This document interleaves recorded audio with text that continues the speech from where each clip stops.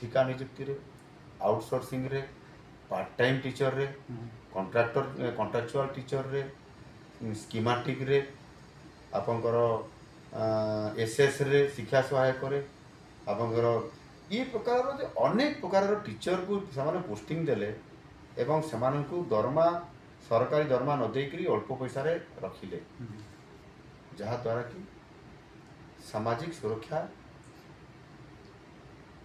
आम ओडिशा लोक मान को मिलला नहीं ताकू न कले आपन बढ़ियो केमती यानी आम आज 28,000 पिला नियुक्ति देबू दरमा भी देबू ता द्वारा आमर मैन पावर बढ़िला एजुकेशन रे हेल्थ रे काम बढ़िबो बजेट रे पैसा खर्च करने हेले मैन पावर दरकार पैसा आपंकर इन्वेस्टमेंट हेले इम्प्लीमेंटेशन हेले ता रिटर्न भी अच्छी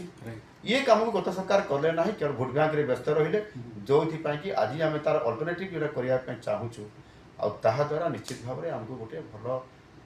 स्थिति को आसबार गोटे बाट फिटुची एवं आम सरकार आज गोटे वर्ष गलापर आम अभिज्ञता को लेकर एवं आमको जो सहयोग आज मिलूँ केन्द्र बेस कर बहुत आगे जापर आम मिशन को तो निश्चित भाव सक्सेसफुल करने आम दिन राति एक करी काम कर मु राजनीति रे बहुत एक्सपीरियंस वाला ही न पारे बहुत अनुभूति संपन्न नुह सरकार रे केवे मंत्री नथिली किंतु विधायक हिसाब रे मु 4 थरर विधायक